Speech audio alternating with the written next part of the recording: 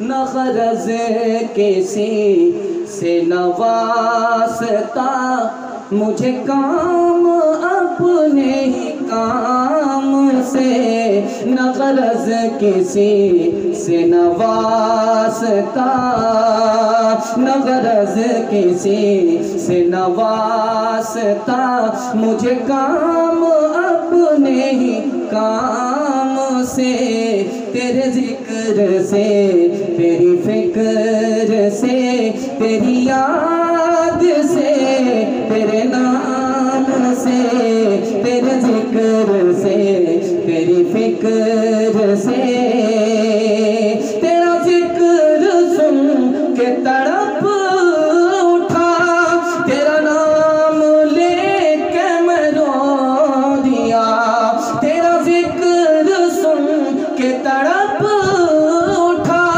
تیرا نام لے کے میں رو دیا، مجھے ایک نسبت خاص ہے، مجھے ایک نسبت خاص ہے، تیرے ذکر سے تیرے نام سے، مجھے ایک نسبت خاص ہے۔ الحمدللہ نحمده ونستعینه ونستغفره سيئات أعمالنا، من يهده الله فلا مضل له ومن يضلل فلا هادي له، ونشهد أن لا إله إلا الله وحده لا شريك له، ونشهد أن سيدنا ونبينا وحبيبنا وشفيعنا وسندنا وإمامنا ومولانا محمدا عبده ورسوله صلى الله عليه وعلى آله وصحبه وبارك وسلم تسليما كثيرا كثيرا، أما بعد فأعوذ بالله من الشيطان الرجيم، بسم الله الرحمن الرحيم، لعلكم تتقون، صدق الله مولانا العظيم، وقال النبي صلى الله عليه وسلم، وأوسطه مغفرة وآخره عتق من النيران، أو كما قال عليه الصلاة والسلام، سبحان الله وبحمده، سبحان الله العظيم وبحمده يستغفر الله، صلى الله على سيدنا محمد صلى الله عليه وسلم، اللهم صل على سيدنا محمد، يا رب صل عليه وسلم۔ وہ دانائے سبل ختم الرسل مولائے کل جس نے غبار راہ کو بخشا، فروغ وادی سینہ، وہ دانائے سبل ختم الرسل مولائے کل جس نے غبار راہ کو بخشا، فروغ وادی سینہ، نگاہ عشق و مستی میں وہی اول وہی آخر، وہی قرآن وہی فرقان وہی یاسین وہی طٰہٰ۔ الحمدللہ آج 9 رمضان مکمل ہو گیا۔ اللہ کا شکر ہے کہ آپ کے سامنے ایک خوبصورت پیغام بہت مختصر سا آپ کے حوالے کیا جا رہا ہے۔ سب سے پہلے تو ہم اپنے سننے والے کا شکریہ ادا کرتے ہیں کہ وہ دھیان سے سنتے ہیں اور دل سے قبول کرتے ہیں۔ اس کے بعد ہم چینل والے کا شکریہ ادا کرتے ہیں کہ وہ بڑی محنت سے ویڈیو کلپ تیار کرتے ہیں۔ اس کے بعد ہم یوٹیوب کا شکریہ ادا کرتے ہیں کہ وہ پوری دنیا میں اس پیغام کو پہنچاتے ہیں۔ سوالوں سے میں اپنے پیغام کو شروع کرنے کے لیے جا رہا ہوں۔ چھوٹا سوال ہے کہ 4 انسان ہیں، 2 ان میں مسلمان ہیں اور 2 ان میں مسلمان نہیں ہیں۔ مسلمان کون ہیں اور غیر مسلم کون ہیں؟ چھوٹے سے سوال میں مجھے بتانا ہے۔ اس سوال کے جواب کو مکمل کر کے میں پیغام شروع کرنے کے لیے جا رہا ہوں۔ انسان 4 ہیں، ان میں 2 مسلمان ہیں اور 2 مسلمان نہیں ہیں۔ پہلا انسان دین کی بھی سمجھ ہے، دنیا کی بھی سمجھ ہے۔ دوسرا انسان دین کی سمجھ تو ہے، دنیا کی سمجھ نہیں ہے۔ یہ دونوں مسلمان ہیں۔ الحمدللہ یہ دونوں مسلمان ہیں۔ دین کی بھی سمجھ ہے، دنیا کی بھی سمجھ ہے، یہ بھی مسلمان ہے۔ دین کی سمجھ تو ہے، دنیا کی سمجھ نہیں ہے، الحمدللہ یہ بھی مسلمان۔ دو اور ہیں جو مسلمان نہیں ہیں، دنیا کی سمجھ تو ہے، دین کی سمجھ نہیں ہے، نہ دنیا کی سمجھ ہے نہ دین کی سمجھ ہے، یہ دونوں غیر مسلم تو ہیں، الحمدللہ مسلمان نہیں۔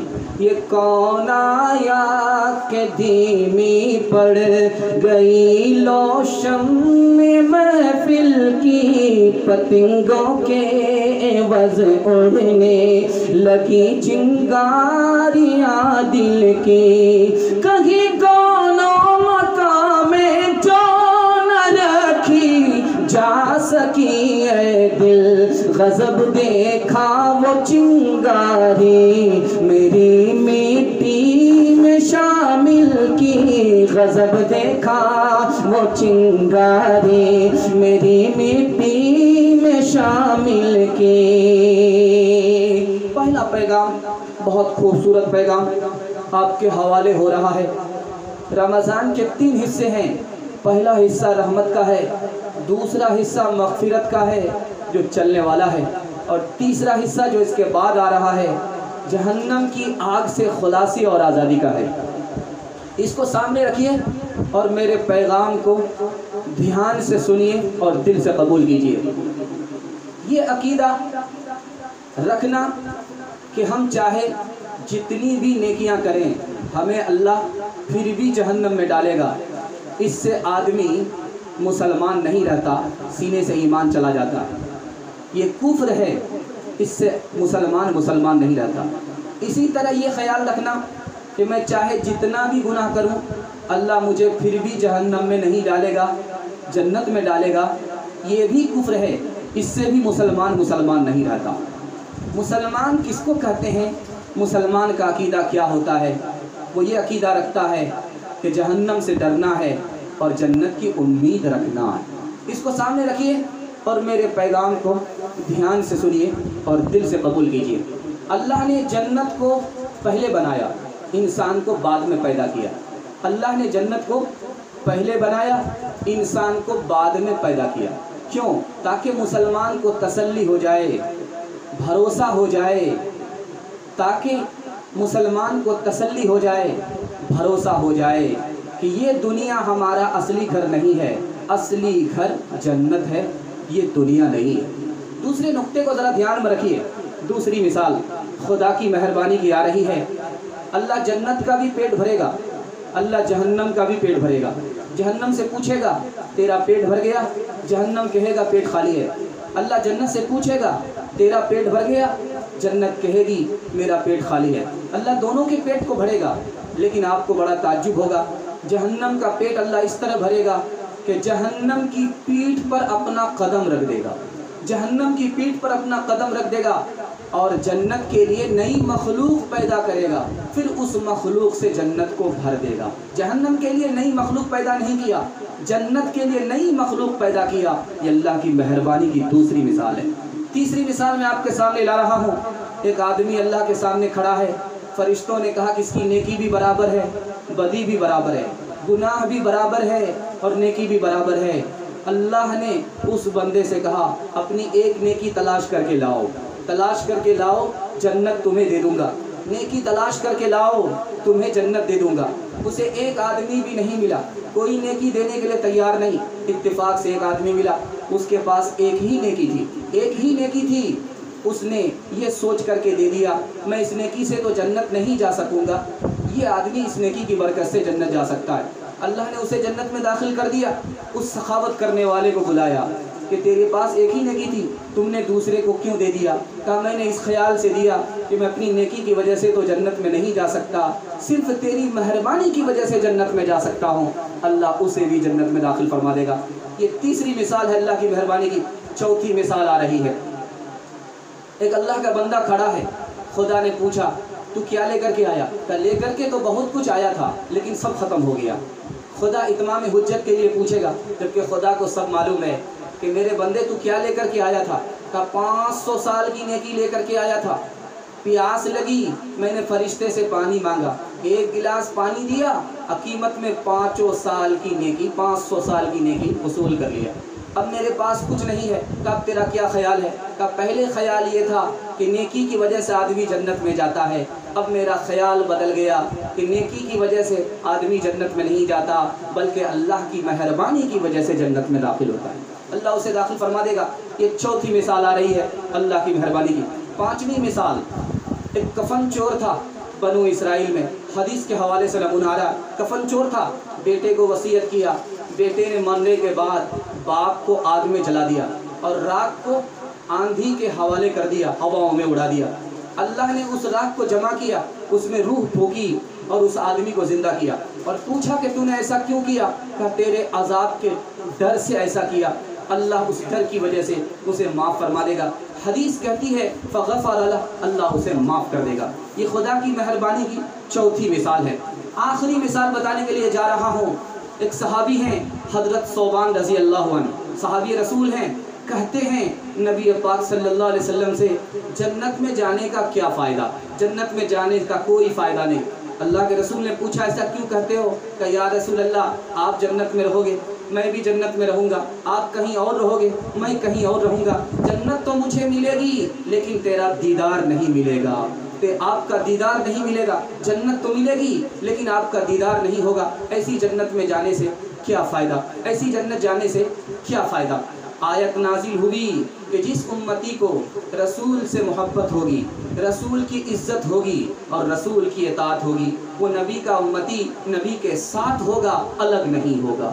ہر تمنا دل سے رخصت ہو گئی،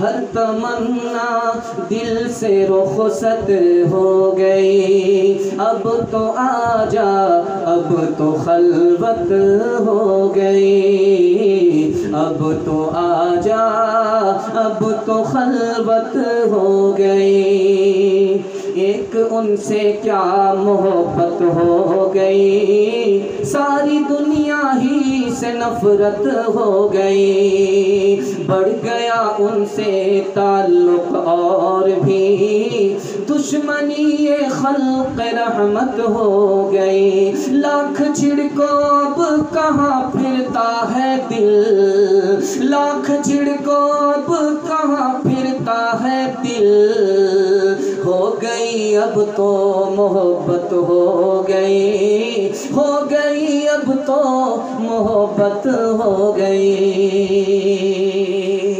خدا کی مہربانی کو آپ سن رہے ہیں، بہت دل سے سن رہے ہیں۔ اللہ ہم سب کو اپنی مہربانی عطا فرمائے۔ نمونہ دینے کے لیے جا رہا ہوں، نمونہ دینے کے لیے جا رہا ہوں، بہت خوبصورت نمونہ۔ اللہ نے موسیٰ علیہ السلام سے کہا اے موسیٰ میرا محبوب بندہ کون ہے پتہ ہے؟ موسیٰ علیہ السلام نے پوچھا کہ میرے خدا مجھے بتا دیجئے۔ اللہ نے کہا میرا محبوب بندہ وہ ہے جو مجھ سے ایسے تعلق رکھے جیسے بچے کو ماں سے تعلق ہوا کرتا ہے، ماں مارتی ہے پھر بھی بچہ ماں سے لپٹتا ہے، میرا بندہ گناہ کرے میری طرف رجوع کرے، یہ میرا سب سے بڑا محبوب بندہ ہے۔ افلاطون نے حضرت موسیٰ علیہ السلام سے پوچھا، دوسری مثال آ رہی ہے، افلاطون نے حضرت موسیٰ علیہ السلام سے پوچھا اگر مصیبت تیر بن جائے اور آسمان کمان بن جائے اور اس تیر کو چلانے والا خود خدا ہو تو اس تیر سے کون بچے گا؟ حضرت موسیٰ علیہ السلام نے برجستہ جواب دیا جو چلانے والے کے قریب ہو جائے گا وہ بچ جائے گا، جو خدا سے دور ہوگا وہ نہیں بچے گا۔ تیسری اور آخری مثال آپ کو دے رہا ہوں۔ حضرت موسیٰ علیہ السلام نے اللہ سے پوچھا کہ میرے پروردگار فرعون بھی مقابلے میں آیا تھا وہ مسلمان نہیں ہوا، جادوگر مقابلے میں آئے وہ مسلمان کیوں ہوئے؟ اللہ نے جواب دیا کہ جادوگر جو آیا تھا وہ تیرا کپڑا پہن کر کے آیا تھا، تیری نقل اتار رہا تھا، اس لیے مجھے یہ گوارا نہیں ہوا جو تیرا کپڑا پہنے وہ جہنم میں جائے، میں نے اسے توفیق دی وہ کلمہ پڑھ کر مسلمان ہو گئے۔ نہ غرض کسی سے نہ واسطہ مجھے کام اپنے ہی کام سے، نہ غرض کسی سے نہ واسطہ، نہ غرض کسی سے نہ واسطہ مجھے کام اپنے ہی کام سے، تیرے ذکر سے تیری فکر سے تیری یاد سے تیرے نام ذکر سے تیرا ذکر سن کے تڑپ اٹھا تیرا نام لے کے میں رو دیا تیرا ذکر سن کے تڑپ اٹھا تیرا نام لے کے میں رو دیا مجھے ایک نسبت خاص ہے مجھے ایک نسبت خاص ہے تیرے ذکر سے تیرے نام سے مجھے ایک نسبت خاص ہے